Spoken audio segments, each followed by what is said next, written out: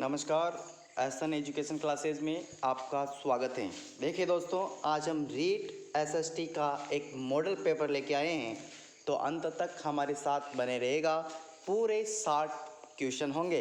अंत में आपको कमेंट करके बताना होगा कि आपने कितने सही किए हैं। ठीक है, शुरुआत करते हैं पहले क्वेश्चन से। दाढ़ी वाले आदमी की आकृति निम्नलिखित में से किस पुरातात्विक स्थल में पाई गई हैं? Option A Mohenjodaro, option B Lothal, option C Harappa, option D Dholavira. जल्दी से बताइए कि इसका सही आंसर क्या होगा। तो मेरे प्यारे दोस्तों, इसका जो सही आंसर होगा वो होगा ऑप्शन ए मोहनजोदड़ो। क्या होगा? मोहनजोदड़ो से दाढ़ी वाले आदमी की आकृति मिली है। ठीक है, चलिए क्वेश्चन नंबर 2 देखिए। उत्तर वैदिक काल के वेद विरोधी और ब्राह्मण विरोधी धार्मिक अध्यापकों को किस नाम से जाना जाता था? ऑप्शन ए यजमान, ऑप्शन बी श्रमण, ऑप्शन सी अथर्वन, ऑप्शन डी श्रेष्ठिन। जल्दी से बताइए कि इसका सही आंसर क्या होगा। उत्तर वैदिक काल के वेद विरोधी और ब्राह्मण विरोधी धार्मिक अध्यापकों को मेरे लाल लालियों जाना जाता था श्रमण से। किससे? श्रमण से। तो इसका सही आंसर होगा ऑप्शन बी। ठीक है, चलिए क्वेश्चन नंबर 3 देखिए। बुद्ध की शिक्षाओं को त्रिपिटक में संकलित किया गया है। निम्नलिखित में से कौन त्रिपिटक में शामिल नहीं है? Option A Sutta, option B Vinaya, option C Sangh, option D अधिधम्म। जल्दी से बताइए कि त्रिपिटक में क्या शामिल नहीं है। चार जो ऑप्शन दिए हैं उसमें से एक शामिल नहीं है, वो आपको बताना है। तो जल्दी से बताइए इसका सही आंसर क्या होगा। तो मेरे प्यारे दोस्तों, इसका जो सही आंसर होगा वो होगा ऑप्शन सी संग।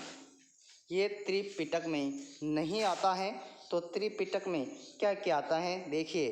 त्रिपिटक में सुत्त आता है, विनय आता है और अधिधम्म आता है। ठीक है, चलिए क्वेश्चन नंबर 4 देखिए। बिंदुसार की मंत्री परिषद का प्रधान कहलाता था। ऑप्शन ए खल्लाटक, ऑप्शन बी प्रधानमंत्री, ऑप्शन सी युवराज, ऑप्शन डी सुवर्णाध्यक्ष। जल्दी से बताइए कि बिंदुसार की मंत्री परिषद का प्रधान क्या कहलाता था। तो इसका सही आंसर होगा दोस्तों, वो होगा ऑप्शन ए खल्लाटक। बिंदुसार की मंत्री परिषद का प्रधान खल्लाटक कहलाता था और बिंदुसार की सभा में 500 सदस्यों वाली एक मंत्री परिषद थी। बिंदुसार की सभा में 500 सदस्यों वाली एक मंत्री परिषद थी जिसका प्रधान खल्लाटक था। ठीक है, याद रहेगा। ठीक है, याद रखना है एग्जाम तक तो कम से कम। Question number 5। निम्नलिखित में से किस स्तंभ पर वृषभ की आकृतियां मंडित की गई थी? ऑप्शन ए सारनाथ स्तंभ, ऑप्शन बी सांची स्तंभ, ऑप्शन सी रामपुरवा स्तंभ, ऑप्शन डी लोरिया नंदनगढ़ स्तंभ लेख। जल्दी से बताइए कि किस स्तंभ पर वृषभ की आकृतियां मंडित की गई थी। तो इसका जो सही आंसर है वो होगा दोस्तों ऑप्शन सी रामपुरवा स्तंभ जो है इस पर क्या है, वृषभ की आकृतियां मंडित की गई थी। और जो सारनाथ और सांची हैं इस पर 4 सींग वाली की आकृतियां हैं, 4 सींग की आकृतियां हैं। सारनाथ और जो सांची का जो स्तंभ है इस पर 4 सींग की आकृतियां हैं। और ये जो लोरिया नंदगढ़ है इस स्तंभ लेख पर सिंह की आकृतियां मंडित हैं, सिंह की आकृतियां मंडित हैं। तो रामपुरवा जो स्तंभ है इसी पर क्या है, वृषभ की आकृतियां मंडित हैं। तो इसका सही आंसर क्या होगा, ऑप्शन सी रामपुरवा स्तंभ। ठीक है, चलिए देखिए क्वेश्चन नंबर 6। निम्नलिखित में से कौन सा युग्म असंतुलित है? ऑप्शन ए प्रयाग इलाहाबाद प्रशस्ति अभिलेख समुद्रगुप्त, ऑप्शन बी भीतरी स्तंभलेख स्कंदगुप्त, ऑप्शन सी मंदसौर लेख यशोधर्मन, ऑप्शन डी विल्सट अभिलेख, रुद्रदामन। जल्दी से बताइए कि इसका सही आंसर क्या होगा। आपको बताना है कौन सा असंतुलित है। तो इसका जो सही आंसर होगा वो होगा दोस्तों ऑप्शन डी विल्सट अभिलेख। ये विल्सट अभिलेख जो है इसका संबंध कुमार गुप्त से है। किससे है दोस्तों? कुमार गुप्त से इसका संबंध है। बाकी प्रयाग और इलाहाबाद जो प्रशस्ति है उसका संबंध समुद्रगुप्त से है, और भीतरी स्तंभ लेख उसका संबंध स्कंदगुप्त से है, और मंदसौर जो लेख हैं उसका संबंध यशोधर्मन से है। ठीक है, याद रखेंगे। ठीक है, तो विल्सट अभिलेख किससे संबंधित हैं? कुमार गुप्त से। बहुत बढ़िया। चलिए क्वेश्चन नंबर 7 देखिए। क्वेश्चन नंबर 7, गुप्त काल में मथुरा कपड़ा उद्योगों के लिए विशेष रूप से प्रसिद्ध था। निम्न में से किस किस्म का कपड़ा मथुरा की विशेषता थी? ऑप्शन ए डुकुला, ऑप्शन बी सटका, ऑप्शन सी कासुमा, ऑप्शन डी चित्रास्का। जल्दी से बताइए इसका सही आंसर क्या होगा। तो इसका जो सही आंसर होगा वो होगा दोस्तों ऑप्शन बी सटका। क्या होगा?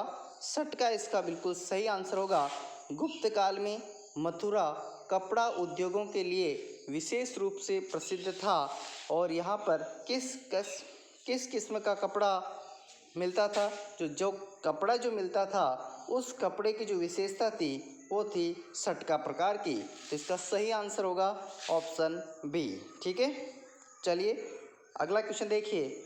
दो वीर योद्धा आला और उदल किससे संबंधित हैं? ऑप्शन ए चंदेल शासक परमार्दी देव, ऑप्शन बी परमार राजा भोज, ऑप्शन सी परमार राजा मुंज, ऑप्शन डी चालुक्य शासक मूलराज प्रथम। जल्दी से बताइए कि दो वीर योद्धा आला और उदल किससे संबंधित हैं। तो इसका जो सही आंसर होगा वो होगा दोस्तों ऑप्शन ए चंदेल शासक परमार्दी देव। ठीक है, चलिए क्वेश्चन नंबर 9 देखिए। क्वेश्चन नंबर 9, जावा के लोकप्रिय नाटक का नाम क्या था? Option A Begram, option B Bamiyan, option C Trimurti, option D वयंग। जल्दी से बताइए कि जावा के लोकप्रिय नाटक का नाम क्या था। तो मेरे प्यारे दोस्तों इसका जो सही आंसर होगा वो होगा ऑप्शन डी वयंग। जावा के लोकप्रिय नाटक का नाम था वयंग। ठीक है, याद रखेंगे। शाबाश, याद रखना है। चलिए क्वेश्चन नंबर 10, किस सूफी को भाग्यवान रोटियों वाला कहा जाता है? भाग्यवान रोटियों वाला किस सूफी संत को कहा जाता है? Option A Sheikh Nasiruddin, option B Khwaja Qutbuddin, option C Salim Chishti, option D Nizamuddin Auliya. जल्दी से बताइए इसका सही आंसर क्या होगा। तो मेरे प्यारे दोस्तों ख्वाजा कुतुबुद्दीन को भाग्यवान रोटियों वाला कहा जाता है। तो इसका सही आंसर होगा ख्वाजा कुतुबुद्दीन। ठीक है, चलिए क्वेश्चन नंबर 11। सभी क्वेश्चन एक से बढ़कर एक है, अच्छे क्वेश्चन हैं। निश्चित रूप से आपकी जो एग्ज़ाम होंगे उसमें ये फ़ायदेमंद सिद्ध होंगे। क्वेश्चन नंबर 11, 84 वैष्णवों की वार्ता एवं 52 वैष्णवों की वार्ता ग्रंथ किस संप्रदाय से संबंधित हैं? Option A Vaishnav, option B Bishnoi, option C Nimbarka, option D Vallabh. जल्दी से बताइए कि 84 वैष्णवों की वार्ता एवं 52 वैष्णवों की वार्ता का संबंध किस संप्रदाय से हैं? तो इसका जो सही आंसर होगा वो होगा दोस्तों ऑप्शन डी वल्लभ। क्या होगा? वल्लभ। चलिए अगला क्वेश्चन देखिए। क्वेश्चन नंबर 12, राजा टोडरमल किस विभाग के प्रमुख थे? ऑप्शन ए लगान संबंधी कार्य, ऑप्शन बी सूबा संबंधी कार्य, ऑप्शन सी राठौड़ विद्रोह, ऑप्शन डी सैनिक आक्रमण संबंधी कार्य। जल्दी से बताइए कि राजा टोडरमल किस विभाग के प्रमुख थे। तो इसका जो सही आंसर होगा वो होगा दोस्तों ऑप्शन ए, लगान संबंधी कार्य। ठीक है, चलिए क्वेश्चन नंबर 13 देखिए। बिलग्राम का युद्ध हुमायूं और शेर शाह सूरी के मध्य कब हुआ। बिलग्राम का युद्ध हुमायूं और शेर शाह सूरी के मध्य कब हुआ। जल्दी से बताइए इसका सही आंसर क्या होगा। तो मेरे प्यारे दोस्तों, बिलग्राम का जो युद्ध है वो 1540 ईस्वी में हुमायूं और शेर शाह सूरी के मध्य हुआ था। तो इसका सही आंसर होगा ऑप्शन ए। ठीक है, चलिए क्वेश्चन नंबर 14 देखिए। राजस्थान की कौन सी रियासत ने लॉर्ड हार्डिंग द्वारा प्रारंभ की गई आश्रित पार्थक्य की नीति के तहत नवंबर 1817 में अंग्रेजों से सर्वप्रथम विस्तृत एवं प्रभावी संधि कर राज्य की स्वतंत्रता गिरवी रख दी थी। Option A Alwar, option B Jaipur, option C Bharatpur, option D Kota. जल्दी से बताइए कि इसका सही आंसर क्या होगा। देखिए, आश्रित पार्थक्य की नीति किसके द्वारा प्रारंभ की गई थी। तो की गई थी दोस्तों लॉर्ड हार्डिंग द्वारा की गई थी। ठीक है, अब बताइए इसका सही आंसर क्या होगा। तो इसका जो सही आंसर होगा तो वो होगा दोस्तों ऑप्शन डी कोटा। क्या होगा, कोटा इसका बिल्कुल सही आंसर होगा। देखिए 26 दिसंबर 1817 को झाला जालिम सिंह द्वारा कोटा राज्य की ओर से यह संधि की गई थी। ठीक है, याद रखना, हमेशा याद रखना। क्वेश्चन नंबर 15 अच्छा क्वेश्चन है। 1857 ईस्वी से संबंधित निम्नलिखित घटनाओं का सही क्रम नीचे दिए कूट की सहायता से निर्धारित कीजिए। ऑप्शन ए बैरकपुर का विद्रोह, बी दिल्ली का विद्रोह, सी मेरठ का विद्रोह, डी लखनऊ का विद्रोह। आपको कूट दे रखे हैं, उन कूट के आधार पर उत्तर देना है। ठीक है, सबसे पहले कौन सा विद्रोह हुआ, उसके बाद कौन सा हुआ, उसके बाद कौन सा हुआ, ऐसे आपको आंसर देना है। तो इसका जो सही आंसर होगा दोस्तों वो होगा ऑप्शन दो। ऑप्शन दो इसका बिल्कुल सही आंसर होगा। सबसे पहले जो विद्रोह हुआ था वो हुआ था बैरकपुर का विद्रोह हुआ था। उसके बाद जो विद्रोह हुआ था वो हुआ था मेरठ का विद्रोह हुआ था। उसके बाद दिल्ली का विद्रोह हुआ था और उसके बाद लखनऊ का विद्रोह हुआ था। इसलिए हमारा जो सही आंसर होगा ऑप्शन दो इसका बिल्कुल सही आंसर होगा। ठीक है, चलिए क्वेश्चन नंबर 16 देखिए। भू राजस्व वसूली हेतु ठेका दिए जाने की प्रथा की शब्दावली थी। ऑप्शन ए ठेका, ऑप्शन बी इजारा, ऑप्शन सी जब्ती, ऑप्शन डी कनकुत। जल्दी से बताइए इसका सही आंसर क्या होगा। भू राजस्व वसूली हेतु ठेका दिए जाने की प्रथा की शब्दावली क्या थी। तो इसका जो सही आंसर होगा वो होगा दोस्तों ऑप्शन बी इजारा। ठीक है, क्वेश्चन नंबर 17। राजा मुंडी सोशल रिफॉर्म एसोसिएशन की स्थापना निम्न में से किसके द्वारा की गई थी। चार ऑप्शन देखिए फटाफट से और सही आंसर बताइए कि राजा मुंडी सोशल रिफॉर्म एसोसिएशन की स्थापना किसके द्वारा की गई थी। तो इसका जो सही आंसर है वो है दोस्तों ऑप्शन सी वीरेश लिंगम पंतुलू। वीरेश लिंगम पंतुलू द्वारा राजा मुंडी सोशल रिफॉर्म एसोसिएशन की स्थापना की गई थी। ठीक है, चलिए क्वेश्चन नंबर 18 देखिए। इनमें से कौन प्रार्थना समाज से संबंधित नहीं था। Option A Atmaram Pandurang, option B R G. Bhandarkar, option C M G. Ranade, option D Debendra Nath Tagore. जल्दी से बताइए कि कौन प्रार्थना समाज से संबंधित नहीं था। इसका जो सही आंसर होगा वो होगा दोस्तों ऑप्शन डी देवेंद्र नाथ टैगोर। ठीक है, चलिए क्वेश्चन नंबर 19। भारत छोड़ो आंदोलन के नेताओं को गिरफ्तार करने हेतु ब्रिटिश सरकार ने कौन सा अभियान चलाया था। भारत छोड़ो अभियान के जो आंदोलन हुआ था उस आंदोलन में नेताओं को गिरफ्तार करने के लिए ब्रिटिश सरकार ने कौन सा अभियान चलाया था? तो इसका सही आंसर होगा, वो होगा दोस्तों option D, operation zero hour. ठीक है, ऑपरेशन जीरो आवर चलाया था।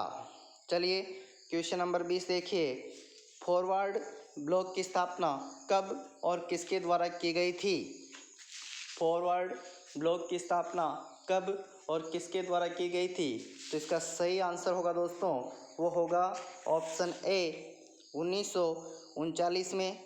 1939 में सुभाष चंद्र बोस द्वारा फॉरवर्ड ब्लॉक की स्थापना की गई थी। ठीक है, चलिए क्वेश्चन नंबर 21, निम्नलिखित में से कौन संविधान सभा के प्रारूप समिति के सदस्य नहीं थे? जो चार ऑप्शन आपको दिख रहे हैं, आपको बताना है कौन प्रारूप समिति के सदस्य नहीं थे। तो इसका जो सही आंसर होगा वो होगा दोस्तों ऑप्शन डी, BN राव।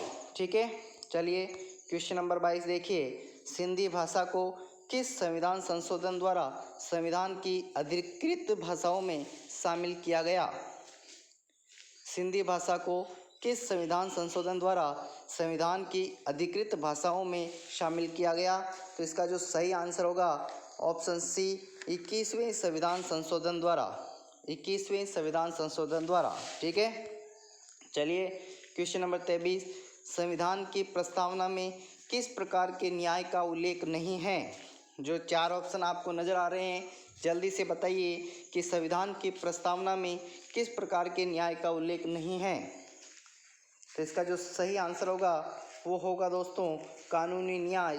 तो ऑप्शन बी इसका बिल्कुल सही आंसर होगा, कानूनी न्याय। ठीक है, चलिए अगला क्वेश्चन देखिए, क्वेश्चन नंबर 24, पॉक्सो अधिनियम को कब से लागू किया गया था? पॉक्सो अधिनियम को कब से लागू किया गया था, बताइए फटाफट से।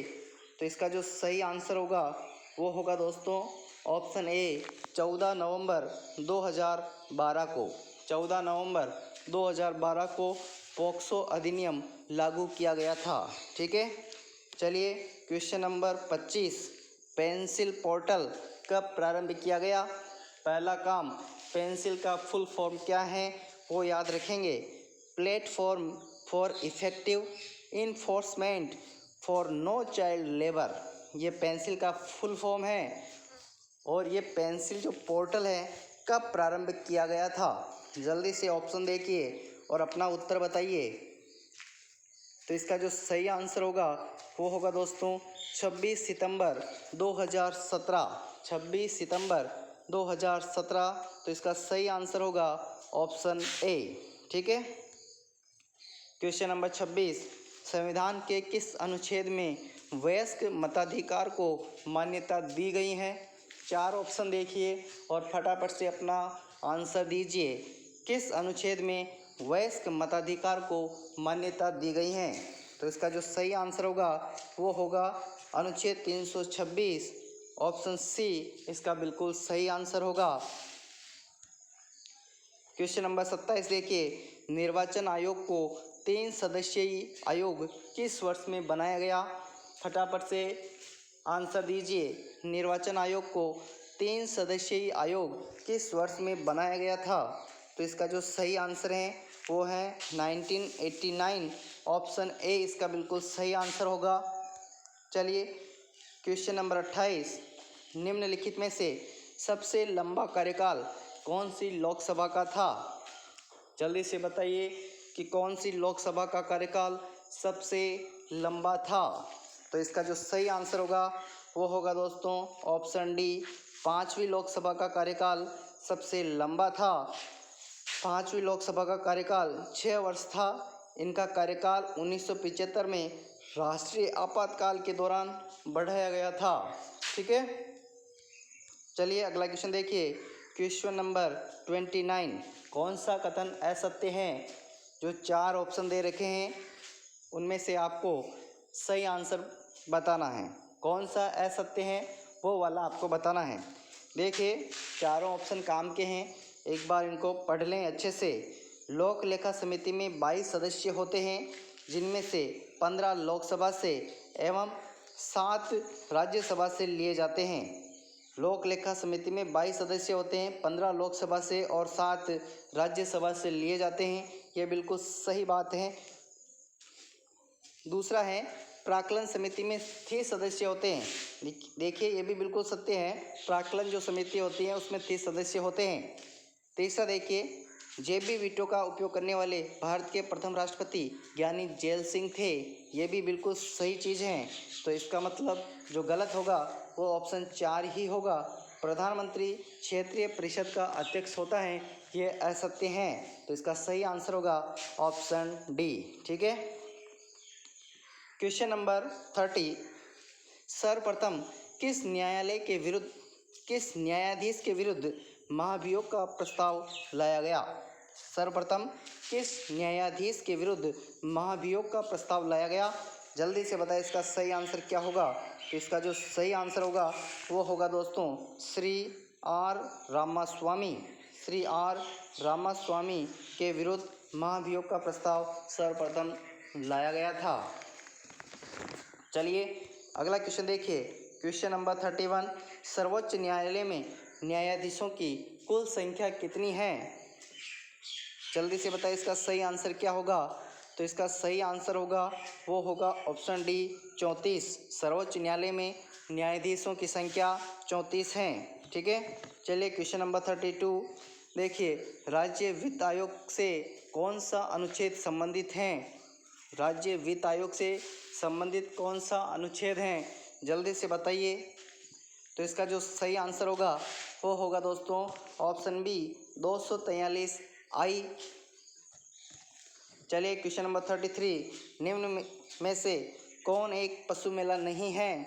आपको 4 ऑप्शन दिख रहे हैं, उन 4 ऑप्शन से बताइए कि कौन सा एक पशु मेला नहीं है।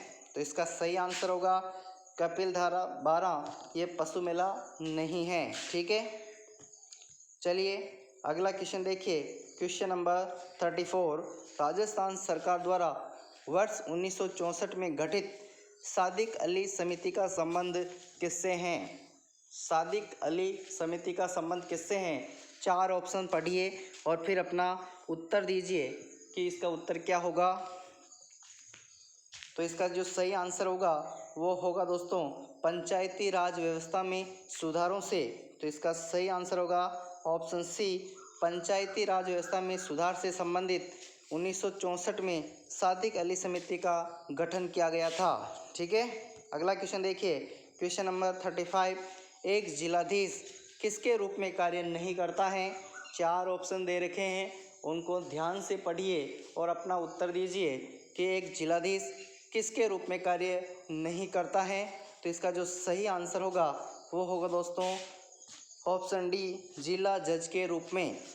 जिला जज के रूप में जिलाधीश कार्य नहीं करता है। ठीक है। चलिए अगला क्वेश्चन देखिए। क्वेश्चन नंबर 36, 2 शहर ए और बी ग्रीनविच के क्रमशः 15 डिग्री पूर्व तथा 15 डिग्री पश्चिम स्थित हैं। इन 2 शहरों के समय में कितना अंतर होगा? जल्दी से बताइए इसका सही आंसर क्या होगा। तो इसका सही आंसर जो होगा वो होगा दोस्तों 2 घंटे का। 15 डिग्री पूर्व और 15 डिग्री पश्चिम दोनों का डिफरेंट कितना हो गया? 30। ऐसे नहीं कि माइनस कर दो, दोनों के बीच में कितना हो गया? 15 डिग्री है, 15 डिग्री कुल कितना हो गया? 30। 1 डिग्री पर 4 मिनट तो कुल 120 मिनट, और 120 मिनट का मतलब 2 घंटे, इसलिए इसका सही आंसर होगा ऑप्शन सी। ठीक है। चलिए क्वेश्चन नंबर 37 देखिए, निम्न में से कौन सा पृथ्वी की वार्षिक गति का प्रभाव नहीं है? जल्दी से 4 ऑप्शन पढ़िए और अपना आंसर दीजिए। कौन सा पृथ्वी की वार्षिक गति का प्रभाव नहीं है? तो इसका जो सही आंसर होगा वो होगा दिन रात का बनना। ये दिन रात का बनना घूर्णन गति के कारण होता है।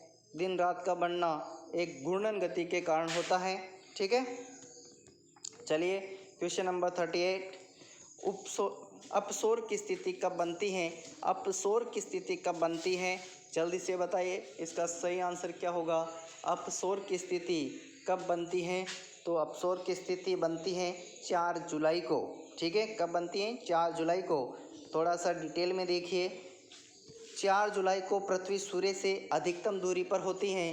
4 जुलाई को पृथ्वी सूर्य से अधिकतम दूरी पर होती है, जिसे अपसोर कहा जाता है। जबकि 3 जनवरी को यह दूरी न्यूनतम होती है, जिसे उपसौर कहा जाता है। ठीक है, तो अपसौर की स्थिति 4 जुलाई को बनती है और उपसौर की स्थिति 3 जनवरी को बनती है। ठीक है, याद रखेंगे। बहुत बढ़िया। चलिए क्वेश्चन नंबर 39। गरजती चालीसा उपनाम से कौन सी पवनों को संबोधित किया जाता है? गरजती चालीसा कौन सी पवनों को कहा जाता है? जल्दी से बताइए क्या होगा इसका सही आंसर। तो वो होगा दोस्तों पछुआ पवने। ऑप्शन बी इसका बिल्कुल सही आंसर होगा। पछुआ पवने को गरजती चालीसा के नाम से जाना जाता है। चलिए अगला क्वेश्चन देखिए। Question number 40। सुमेलित युग्म का चयन कीजिए। जो सुमेलित नहीं है उसका चयन करना है। पंपास ब्राज़ील, वेल्ड दक्षिणी Africa, downs Venezuela, compass Brazil. तो इसका सही आंसर होगा वो होगा दोस्तों ऑप्शन डी डाउन्स वेनेजुएला। ये असुमेलित हैं। तो ये डाउन्स कहाँ पाए जाते हैं? तो डाउन्स घास के स्थल ऑस्ट्रेलिया में पाए जाते हैं। डाउन्स जो घास का जो स्थल है वो कहाँ पाए जाते हैं? ऑस्ट्रेलिया में पाए जाते हैं। चलिए अगला क्वेश्चन देखिए। भारत द्वारा स्थापित प्रथम जैव मंडल आरक्षित क्षेत्र और भारत का सबसे बड़ा जैव मंडल आरक्षित क्षेत्र आपको पूछा गया है। भारत द्वारा स्थापित प्रथम जैव मंडल आरक्षित क्षेत्र और भारत का सबसे बड़ा जैव मंडल आरक्षित क्षेत्र कौन सा है? जल्दी से बताइए। 4 ऑप्शन को पढ़िए और अपना उत्तर दीजिए। तो देखिए, भारत द्वारा स्थापित प्रथम जैव मंडल आरक्षित क्षेत्र था वो था दोस्तों नीलगिरी। कौन सा? नीलगिरी। प्रथम तो था नीलगिरी। और भारत का सबसे बड़ा जैव मंडल आरक्षित क्षेत्र है वो है दोस्तों मन्नार की खाड़ी। मन्नार की खाड़ी भारत का सबसे बड़ा जैव मंडल आरक्षित क्षेत्र है। तो इसका जो सही आंसर होगा वो होगा ऑप्शन बी। ऑप्शन बी इसका बिल्कुल सही आंसर होगा। चलिए क्वेश्चन नंबर 42 देखिए। निम्न में से अम्ल वर्षा के लिए उत्तरदायी गैस हैं। कौन सी गैस अम्ल वर्षा के लिए उत्तरदायी है? 4 ऑप्शन को पढ़िए और फिर अपना उत्तर दीजिए। तो मेरे प्यारे दोस्तों इसका जो सही आंसर होगा वो होगा ऑप्शन डी सल्फर डाइऑक्साइड अम्ल वर्षा के लिए उत्तरदायी है। ठीक है, चलिए अगला क्वेश्चन देखिए। Question number 43। असुमेलित युग्म का चयन कीजिए। क्लोरोफ्लोरोकार्बन ओजोन क्षरण के लिए उत्तरदायी। क्या ये सही है? बिल्कुल सही है। क्लोरोफ्लोरोकार्बन ओजोन क्षरण के लिए उत्तरदायी है। ऑप्शन बी कार्बन डाइऑक्साइड भूमंडलीय तापन के लिए उत्तरदायी है। तो ये भी बिल्कुल सही बात है कि कार्बन डाइऑक्साइड भूमंडलीय तापन के लिए उत्तरदायी है। तीसरा देखिए, सीसा के जो यौगिक हैं मानव तंत्रिका तंत्र को नुकसान पहुंचाते हैं। तो ये भी बिल्कुल सही बात है। तो जो असुमेलित होगा वो होगा ऑप्शन 4 आर्सेनिक की अधिकता से ब्लू बेबी सिंड्रोम नहीं होता है। आर्सेनिक की अधिकता से ब्लैक फुट होता है। क्या होता है? आर्सेनिक की अधिकता से ब्लैक फुट होता है। ब्लैक फुट होता है। जबकि ब्लू बेबी जो सिंड्रोम है वो जल के साथ नाइट्रेट की मात्रा से, ब्लू बेबी किसके कारण होता है? नाइट्रेट की मात्रा से ये होता है। ठीक है, चलिए क्वेश्चन नंबर 44। निम्न में से असुमेलित विकल्प का चयन कीजिए। जो असुमेलित है उसका चयन करना है। भारत की सर्वोच्च चोटी गॉडविन ऑस्टिन। बिल्कुल सही है, भारत की सर्वोच्च चोटी गॉडविन ऑस्टिन है। सतपुड़ा श्रेणी की सर्वोच्च जो चोटी है, सतपुड़ा श्रेणी की जो सर्वोच्च चोटी है वो है दोस्तों धूपगढ़। कौन सी है? धूपगढ़। ये भी सत्य है। अंडमान निकोबार की सर्वोच्च चोटी है वो है सेडल पीक। तो असुमेलित हो गया। नीलगिरी की सर्वोच्च चोटी अन्नामुडी नहीं है। ठीक है, देखिए, नीलगिरी की जो सर्वोच्च चोटी है वो है डोडा बेट्टा। नीलगिरी की सर्वोच्च चोटी डोडा बेट्टा है जो तमिलनाडु में है, तथा अन्नामुडी पर्वत की सर्वोच्च चोटी है जो केरल में है। अन्नामलाई पर्वत जो है उसकी सर्वोच्च चोटी है जो कहाँ पर है, केरल में है। ठीक है, चलिए याद रखेंगे। क्वेश्चन नंबर 45, ग्रीष्म ऋतु के अंत में कर्नाटक एवं केरल में प्राय होने वाली पूर्व मानसूनी वर्षा को क्या कहते हैं? ग्रीष्म ऋतु के अंत में कर्नाटक एवं केरल में प्राय होने वाली पूर्व मानसूनी वर्षा को क्या कहते हैं? तो इसका जो सही आंसर होगा वो होगा दोस्तों ऑप्शन डी, ताम्रवर्षा। आम्रवर्षा इसका बिल्कुल सही आंसर होगा। देखिए, काल बैसाखी पश्चिमी बंगाल में कहा जाता है। काल बैसाखी कहाँ कहा जाता है? पश्चिमी बंगाल में। ठीक है, चलिए अगला क्वेश्चन देखिए। क्वेश्चन नंबर 46, भारत की प्रथम राष्ट्रीय वन नीति कब जारी की गई थी? भारत की प्रथम राष्ट्रीय वन नीति कब जारी की गई थी? 4 ऑप्शन देखिए, फिर अपना उत्तर दीजिए। तो इसका जो सही आंसर होगा वो होगा 1894 ईस्वी में भारत की प्रथम राष्ट्रीय वन नीति जारी की गई थी। कब? 1894 ईस्वी में। स्वतंत्रता के पश्चात अगर पूछ ले तो स्वतंत्रता के पश्चात प्रथम राष्ट्रीय वन नीति 1952 में बनाई गई थी। ठीक है, स्वतंत्रता के पश्चात पूछे तो 1952 में राष्ट्रीय वन नीति बनाई गई थी। क्वेश्चन नंबर 47, निम्नलिखित में से कौन सी परियोजना मणिपुर में बराक नदी पर प्रस्तावित है? कौन सी परियोजना मणिपुर में बराक नदी पर प्रस्तावित है? 4 ऑप्शन पढ़िए, फिर अपना उत्तर दीजिए। कौन सी परियोजना मणिपुर में बराक नदी पर प्रस्तावित है? तो इसका जो सही आंसर होगा वो होगा दोस्तों ऑप्शन डी, तिपाईमुख परियोजना। तिपाईमुख परियोजना इसका बिल्कुल सही आंसर होगा। देख लीजिएगा थोड़ा, तिपाईमुख परियोजना मणिपुर में प्रस्तावित है। इसकी क्षमता 15 मेगावाट है और बांग्लादेश ने इस पर आक्षेप उठाया है। ठीक है, चलिए क्वेश्चन नंबर 48, भारत में प्रधान कहवा उत्पादक राज्य कौन सा है? भारत में प्रधान कहवा उत्पादक राज्य कौन सा है? जल्दी से 4 ऑप्शन देखिए और अपना सही उत्तर चुनिए। भारत में प्रधान कहवा उत्पादक जो राज्य हैं वो हैं दोस्तों कर्नाटक। तो इसका सही आंसर होगा ऑप्शन सी। ठीक है, चलिए क्वेश्चन नंबर 49 देखिए, निम्न में से कौन सा युग्म सुमेलित नहीं है? कौन सा सुमेलित नहीं है, एक एक का देखना पड़ेगा। देखिए, ईरी रेशम ईरी रेशम असम में पाया जाता है। तो ये सत्य चीज़ है, ईरी रेशम असम में पाया जाता है। सहतूत जो रेशम है वो कर्नाटक में पाया जाता है, ये भी सत्य बात है। और टसर रेशम वो भी झारखंड में पाया जाता है। टसर रेशम झारखंड, ईरी रेशम असम, सहतूत रेशम कर्नाटक। तो जो असुमेलित होगा वो होगा मूंगा रेशम, अरुणाचल प्रदेश में नहीं पाया जाता है। मूंगा जो रेशम है वो केवल उत्तराखंड और असम में ही मिलता है। मूंगा रेशम कहाँ मिलता है? असम और उत्तराखंड में ही मिलता है। ठीक है, तो असुमेलित कौन सा होगा? Option B. चलिए क्वेश्चन नंबर 50, 2 जुलाई 2020 को भारतीय रेलवे द्वारा चलाई गई देश की सबसे बड़ी मालगाड़ी है। 2 जुलाई 2020 को भारतीय रेलवे द्वारा चलाई गई देश की सबसे बड़ी मालगाड़ी है।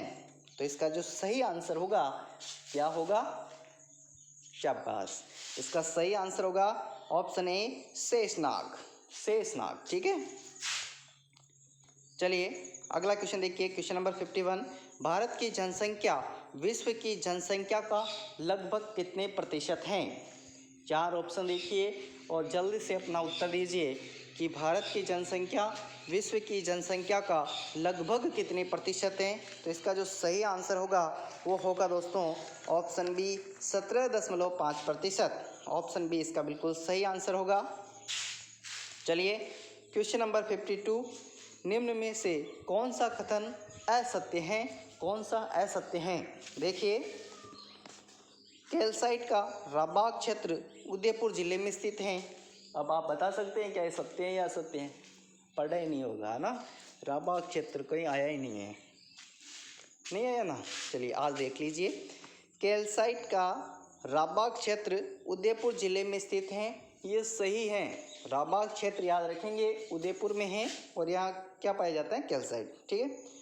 दूसरा जो है, डागोटा झरना भंडार जयपुर दौसा की सीमा पर सोपस्टोन खनिज से संबंधित हैं, ये भी याद रखेंगे। डागोटा झरना भंडार कहाँ है? जयपुर और दौसा की सीमा पर। कौन सा खनिज पाया जाता है? सोपस्टोन खनिज पाया जाता है। तीसरा, भैंसलाना जयपुर गहरे काले संगमरमर के लिए प्रसिद्ध है, बिल्कुल सत्य है, ये तो सबको ही आता होगा, भैंसलाना जयपुर। जो लास्ट वाला है, बाबरमल उदयपुर हरे संगमरमर के लिए प्रसिद्ध हैं, ये असत्य हैं। ये बाबरमल जो उदयपुर में है ये हरे संगमरमर के लिए प्रसिद्ध नहीं है, ये हैं गुलाबी संगमरमर के लिए प्रसिद्ध हैं। किसके लिए प्रसिद्ध हैं बाबरमल उदयपुर? ये हैं गुलाबी संगमरमर के लिए प्रसिद्ध हैं। ठीक है, तो असमूलित कौन सा होगा? ऑप्शन डी इसका राइट आंसर होगा। क्वेश्चन नंबर 53, पूर्व पश्चिम कॉरिडोर में राज्य में मार्ग में आने वाला राष्ट्रीय राजमार्ग है। पूर्व पश्चिम कॉरिडोर में राज्य के अंदर जो राष्ट्रीय राजमार्ग आता है वो कौन सा है? जल्दी से बताइए इसका सही आंसर। 4 ऑप्शन पढ़िए और अपना उत्तर दीजिए। तो पूर्व पश्चिम कॉरिडोर पर जो NH आता है वो आता है दोस्तों NH 27, तो इसका सही आंसर होगा ऑप्शन बी। ठीक है। क्वेश्चन नंबर 54, भरतपुर की वह महान और श्रेष्ठ रानी जिसने भरतपुर राज्य के इतिहास में महत्वपूर्ण भूमिका निभाई और एक बार उसे पूर्ण विनाश से बचा लिया।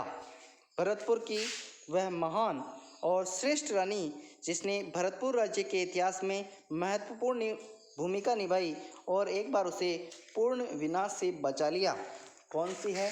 आपको उसका सही आंसर बताना है। 4 ऑप्शन पढ़िए, अपना उत्तर दीजिए। तो इसका सही आंसर होगा वो होगा ऑप्शन बी, रानी किशोरी। ठीक है, रानी किशोरी इसका बिल्कुल सही आंसर होगा। चलिए क्वेश्चन नंबर 55, निम्न में से कौन सा असुमिलित है? किसान आंदोलन से संबंधित जो घटना है उनकी डेट ज़रूर आप याद कर लें, काफ़ी कठिन प्रश्न बनाया जा सकता है, अगर डेट याद नहीं होगी तो आपको कठिन ही लगेगा। देखिए, नीमूचना जो हत्याकांड है वो 14 मई 1925 को हुआ, बिल्कुल सही है। नीमूचना हत्याकांड 14 मई 1925, बिल्कुल सही। चंडावल हत्याकांड हुआ था 28 मार्च 1942, यह भी सही है। जयसिंहपुरा हत्याकांड 21 जुलाई 1934, यह भी सही है।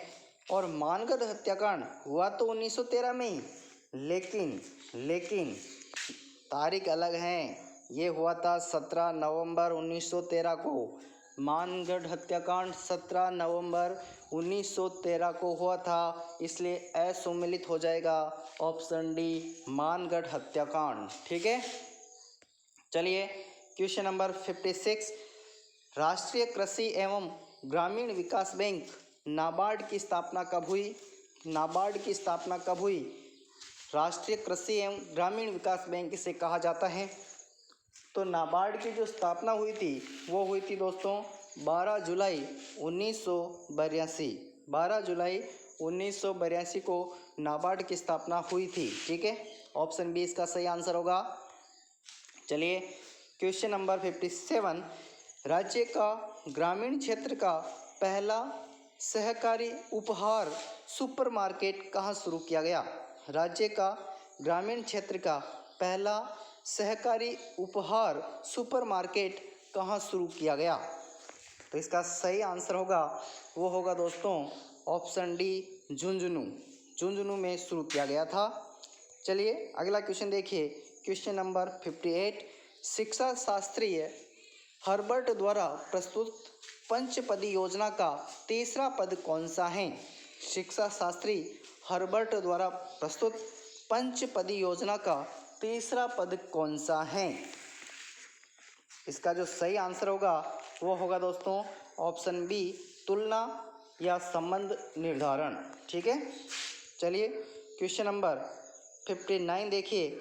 शिक्षण प्रतिक्रियाओं को दिशा देने और शिक्षण में सुधार की दृष्टि से विकसित लर्निंग आउटकम क्या कहलाते हैं?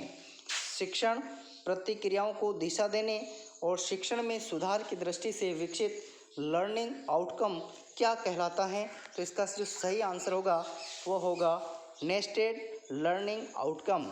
ऑप्शन बी इसका बिल्कुल सही आंसर होगा, नेस्टेड लर्निंग आउटकम। ठीक है, अगला क्वेश्चन देखिए, क्वेश्चन नंबर 60। प्रायोजना कार्यविधि में किस स्तर पर शिक्षण अधिगम होता है? प्रायोजना कार्यविधि में किस स्तर पर शिक्षण अधिगम होता है? जल्दी से बताइए, 4 ऑप्शन देखिए और अपना सही आंसर चुनिए। तो इसका सही आंसर है दोस्तों वो है चिंतन स्तर पर। ठीक है, चिंतन स्तर पर। आखिरी क्वेश्चन, यूटीएल के रूप में जाना जाता है। यूटीएल का फुल फॉर्म क्या है आपको बताना है। UTL, what is UTL? देखिए, यूटीएल का जो फुल फॉर्म है वो है दोस्तों यूनाइटेड टेलीकॉम लिमिटेड। यूटीएल का जो पूरा नाम है वो है United Telecom Limited. Option B इसका बिल्कुल सही आंसर होगा। पूरे 61 क्वेश्चन आपको करवाए गए हैं। आपकी तैयारी की परख आपको हो गई होगी, आपकी तैयारी कैसी चल रही है। अगर आपके निश्चित रूप से 61 से 55 तक बैठ रहे हैं तो मैं ये कहूँगा आपका सिलेक्शन निश्चित रूप से हो जाएगा। अगर आप 50 तक जा रहे हैं तो निश्चित रूप से थोड़े दिन और बचे हैं, उसमें आप मेहनत कीजिएगा, आपका सिलेक्शन होगा। ठीक है, सिलेक्शन होगा अगर आप मन से, दिल से अगर आप मेहनत कर रहे हैं तो। ठीक है, तो कमेंट करके बता दीजिएगा कितने सही हुए हैं। हम ऐसा ही एक और मॉडल पेपर आपके सामने लेके आएंगे। ठीक है, जय महाकाली। मिलते हैं नेक्स्ट वीडियो में। धन्यवाद।